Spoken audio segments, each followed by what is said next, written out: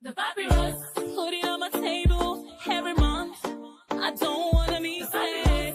Don't even try to hide it. No, I don't wanna lose it. And you see how it is, it's so inviting. The papyrus, we're all so alive. The papyrus. Hello and welcome to the Papyrus TV News Update. The headlines. Federal government deploys 10,000 Nscdc personnel to protect oil pipelines. Shettima pushes for laws to boost nutrition, food security. Tinubu nominates 6 for AMCON board. Ex-lawmaker backs Tinubu on Rivers State emergency rule. Atiku demands national emergency on tanker explosions. Governors Forum silent on Rivers State crisis. PCNGI calls for probe into deadly Karu bridge crash. The details. In response to a series of recent explosions at oil installations in Rivers State, the federal government has deployed 10,000 operatives of the Nigeria Security and Civil Defense Corps (Nscdc) to prevent further attacks and vandalism of critical infrastructure. The Nscdc spokesperson, Afolabi Babawale, confirmed the deployment on Wednesday, stating that the personnel were tasked with safeguarding national assets, particularly in the Niger Delta. The Nscdc hereby warns against destruction and vandalism of critical national assets and infrastructure across the Niger Delta, as over 10,000 operatives have been deployed to collaborate with other security agencies, Babawale said. The move follows heightened political tensions in Rivers State, where President Bola Tinubu declared a state of emergency, suspending Governor Siminalayi Fubara, his deputy, and state lawmakers. The president appointed Vice Admiral Ibokete Ibas, retired, as the sole administrator for an initial 6-month period. 3 explosions within 2 days had rocked the state, with threats from Ijaw groups warning of disruptions to oil production if the impeachment of Fubara proceeded.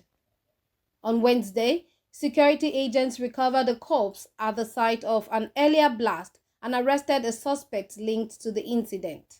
Babawale emphasized that all Nscdc commands nationwide had been placed on high alert, warning against any acts of economic sabotage.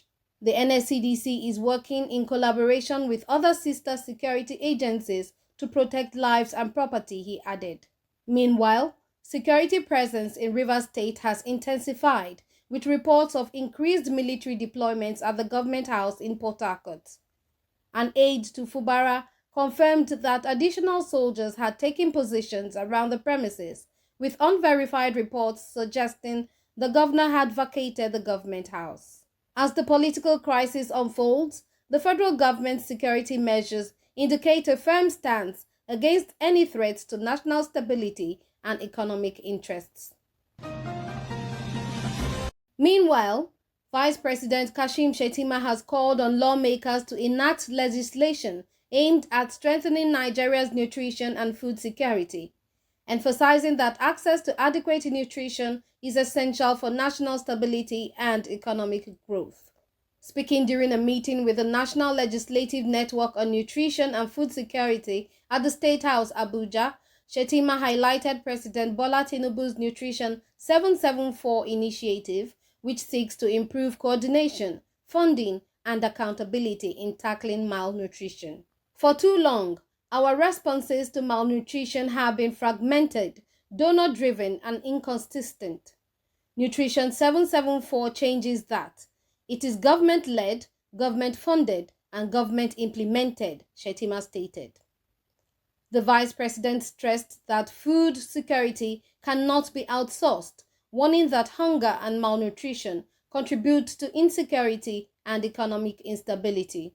He urged lawmakers to review key policies, including extending maternity leave, eliminating multiple taxation on food produce, and ensuring affordable access to essential nutrition. The success of this initiative will not be measured by eloquent discussions, but by real impact. Fewer malnourished children, more students who can concentrate in school, and healthier mothers, he said. Honorable Chike Okafor, chairman of the House Committee on Nutrition and Food Security, revealed that all 36 state houses of assembly now have dedicated committees on nutrition. Proposed legislative reforms include regulating the sale of bulk vegetable oil and preventing excessive taxation on food transported across states. With the Tinubu administration integrating the initiative into broader policies such as the Economic Recovery and Growth Plan and the National Policy on Food Safety, Shettima assured that the government is committed to ensuring that every Nigerian has access to proper nutrition. The time for action is now, he declared. Progressively, President Bola Tinubu has submitted the names of 6 nominees for Senate screening and confirmation as members of the board of the Asset Management Corporation of Nigeria, AMCON. The request, read by Senate President Godswill Akpabio during plenary on Wednesday, was made in accordance with Section 10, Subsection 1 of the AMCON Establishment Act 2019 as amended.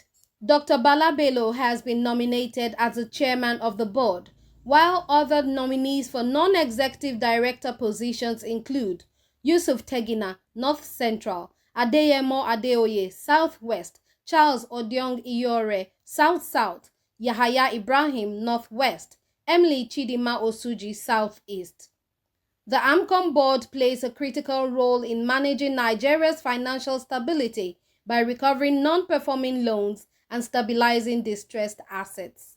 With the Senate set to commence screening, the confirmation process will determine the new leadership structure tasked with overseeing the agency's operations and strategic direction. In other news, former House of Representatives member Honorable Robinson Uwak has commended President Bola Tinubu for declaring a state of emergency in Rivers State, saying the decision was necessary to prevent a total breakdown of law and order. President Tinubu, in a national broadcast on Tuesday, invoked Section 305, Subsection 5 of the Constitution to suspend Governor Siminalayi Fubara, his deputy, and state lawmakers for 6 months. The president appointed former Chief of Naval Staff, Vice Admiral Ibokete Ibas, retired, as the state's sole administrator. Rivers State has been embroiled in a political crisis, with tensions escalating between pro- and anti-government factions.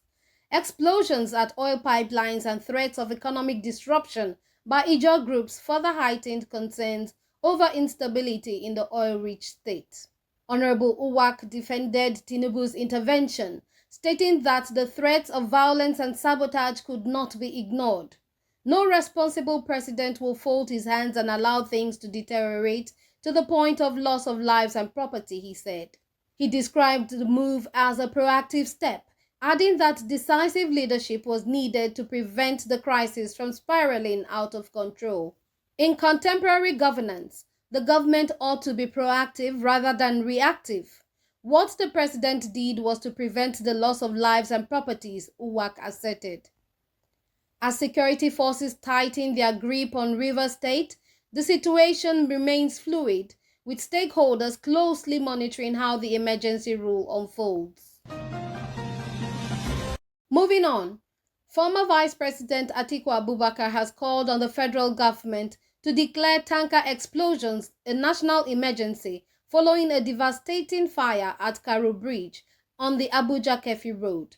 The accident, which involved a petrol-laden tanker, destroyed at least 30 vehicles and raised concerns about potential casualties. Atiku condemned the tragedy in a Facebook post, describing it as a recurring disaster that has claimed too many innocent lives. He recalled a similar explosion at Otedola Bridge in Lagos and stressed that such incidents must no longer be tolerated. This is an unacceptable recurring tragedy, he wrote. We need a high-powered presidential panel to investigate these incidents and implement lasting solutions. The explosion is still under investigation, with brake failure being considered a possible cause, according to the Presidential Compressed Natural Gas Initiative, PCNGI. The tragedy has reignited debates over the safety of transporting petroleum products across Nigeria. Atiku's call for action is expected to put pressure on the government to address the crisis and improve road transport safety.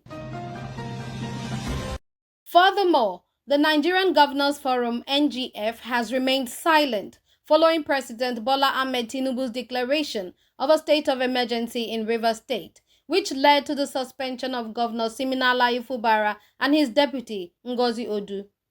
Despite the political tension, NGF chairman Abdulrazak Abdulrahman of Kwara State has yet to make an official statement. Attempts to get a response from NGF Director General Lateef Shittu were unsuccessful. Meanwhile, governors from the opposition People's Democratic Party (PDP) have condemned the move, calling it unconstitutional and undemocratic. In a statement, PDP Governors Forum Chairman Bala Mohammed accused Tinubu of siding with FCT Minister Nyesom Wike, whom they blamed for the political crisis. "We stand in solidarity with Governor Siminalayi Fubara and the people of Rivers State in this difficult time," the statement read. The PDP governors warned that imposing emergency rule in Rivers could escalate security tensions and destabilize the state's economy. They also called for a judicial review of Section 305, subsection 3 of the Constitution, arguing that Tinubu's action sets a dangerous precedent. "Mr. President must listen to wise counsel and immediately reverse his unconstitutional decision before further damage is done," the statement concluded. Conclusively, the Presidential Compressed Natural Gas Initiative (PCNGI) has called for a thorough investigation into the tragic accident at Karu Bridge, which claimed multiple lives after a cement-laden trailer lost control and crashed into several vehicles. Eyewitnesses reported that the truck was speeding before experiencing brake failure, leading to a collision and explosion. Some accounts suggested that the explosion was intensified by the compressed natural gas (CNG) fuel the trailer was running on. PCNGI expressed deep sadness over the incident and commended emergency responders, including the FCT Emergency Management Agency (FEMA) and the Nigeria Police Force for their swift intervention. "Our hearts go out to the victims and their families," the agency said in a statement. While preliminary reports suggest brake system failure and petrol tank explosion, we urge the public to await a thorough investigation. The organization reaffirmed its commitment to promoting the safe use of CNG as a cleaner energy alternative and vowed to work closely with authorities to prevent similar incidents in the future. The papyrus, put it on my table.